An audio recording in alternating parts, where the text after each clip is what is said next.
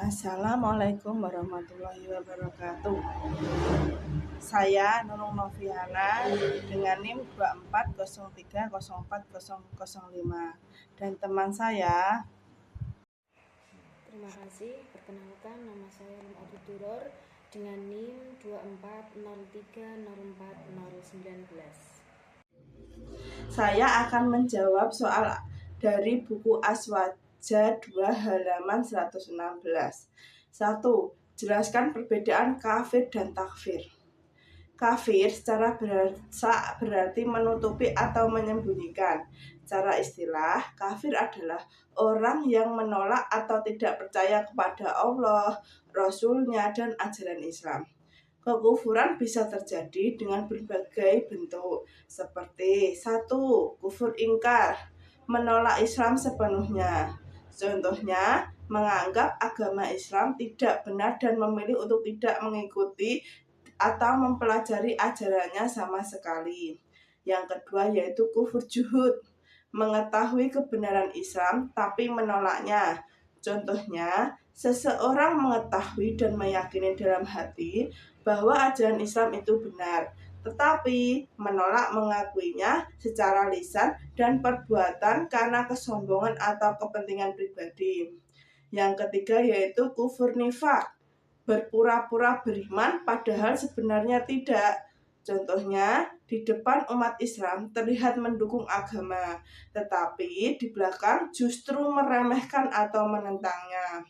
Yang keempat yaitu kufur iraj, berpaling dari kebenaran dan tidak peduli.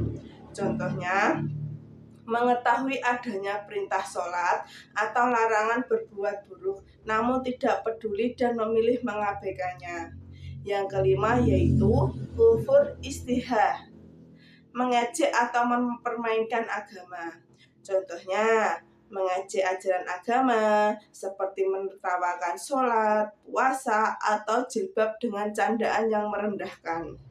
Pembahasan tentang iman dan kafir merupakan pembahasan yang sangat urgent, sebab ia merupakan pembahasan yang sangat banyak. Ia juga merupakan dasar sebelum seseorang membahas tentang ekstremisme dalam beragama yang membahas tentang takfir atau memvonis kafir. Tidak mungkin seseorang menghukumi orang lain mukmin atau kafir tanpa ia mengetahui apa itu iman dan apa itu kafir. Sekarang adalah pengertian takfir. Takfir adalah tindakan mengkafirkan atau menganggap seseorang atau kelompok telah keluar dari Islam. Dalam Islam, hal ini adalah perkara yang sangat serius dan sensitif karena menyangkut akidah dan keselamatan seseorang di akhirat. Takfir atau memonis kafir secara tidak langsung mengandung arti penghalalan darah orang yang dikafirkan. Orang yang mengkafirkan seseorang secara otomatis ia menyematkan status kekal di dalam neraka selama-lamanya atas orang yang dikafirkan. Oleh karena itu, sebisa mungkin seseorang harus menjaga lisannya dari mengkafirkan ahlu akiblah selama mereka masih melafalkan la ilaha illallah Muhammad Rasulullah. Di antara penyebab kafir atau memvonis kafir secara serampang adalah tidak adanya tolak ukur yang jelas dan sahih yang dimiliki seseorang, ditambah dengan pemahaman agama yang dangkal dan tidak mendalam dan ketidaksadarannya atas hal tersebut. Sekarang bahayanya takfir adalah 1. Melanggar prinsip kehati-hatian dalam agama.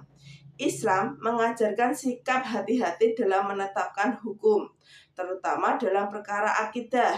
Takfir tidak boleh dilakukan secara sembarangan karena menyangkut iman seseorang. Kesalahan dalam takfir bisa berakibat fatal secara agama dan moral. Yang kedua yaitu menyebabkan perpecahan umat. Takfir memicu permusuhan, saling curiga, dan konflik antar sesama muslim. Hal ini merusak ukhuwah Islamiyah dan melemahkan persatuan umat yang seharusnya dijaga. Yang ketiga yaitu merupai kawarij. Kelompok Khawarij dikenal mudah mengkafirkan muslim lain yang berbeda pendapat dan menghalalkan darah mereka. Sikap takfir yang berlebihan mencerminkan pola pikir ekstrim yang sama dengan Khawarij. Yang keempat yaitu takfir tanpa ilmu adalah dosa besar. Mengkafirkan seseorang tanpa dasar ilmu yang kuat, dalil yang jelas, dan wewenang yang sah merupakan perbuatan dosa besar. Rasulullah Shallallahu Alaihi Wasallam memperingatkan bahwa tuduhan kafir bisa kembali kepada orang yang menuduh jika tidak benar. Yang kelima yaitu menghilangkan hak-hak secara muslim. Takfir dapat menghilangkan hak seseorang sebagai muslim seperti hak persaudaraan, perlindungan, kehormatan, dan keadilan. Hal ini membuat peluang perlakuan zalim dan kekerasan yang bertentangan dengan ajaran agama Islam. Oke, silakan dilanjut teman saya. Terima kasih. Di sini saya akan membahas mengapa para ulama sangat berhati-hati ketika mentakfir atau menyatakan seseorang kafir. Para ulama sangat berhati-hati dalam menyatakan seseorang kafir atau takfir karena hal tersebut merupakan masalah yang sangat serius dan memiliki konsekuensi besar, baik di dunia maupun di akhirat. Kehati-hatian ini berakar kuat dalam ajaran Islam itu sendiri. Berikut ada beberapa alasan utama kehati-hatian para ulama. Yang pertama, ada konsekuensi serius di dunia. Menuduh seseorang muslim sebagai kafir itu memiliki implikasi hukum yang signifikan dalam syariat Islam, seperti pemutusan hubungan pernikahan, hilangnya hak waris, dan perlakuan berbeda dalam pemakaman jenazah. Yang kedua, ada konsekuensi serius di akhirat. Tindakan takfir yang salah atau tidak pada tempatnya dapat berbalik kepada orang yang menuduh.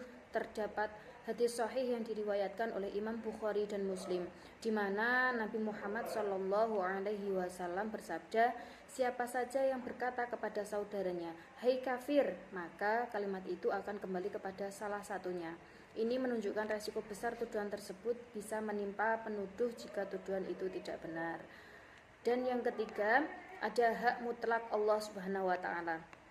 Menentukan status keimanan seseorang pada akhirnya adalah hak prerogatif Allah Subhanahu wa taala, karena hanya Dia yang mengetahui isi hati dan niat seseorang.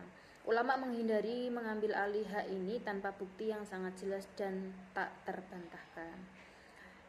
Dilanjut yang keempat, ada mempertahankan persatuan umat Islam. Tuduhan kafir menciptakan perpecahan, permusuhan, dan kekerasan dalam komunitas muslim.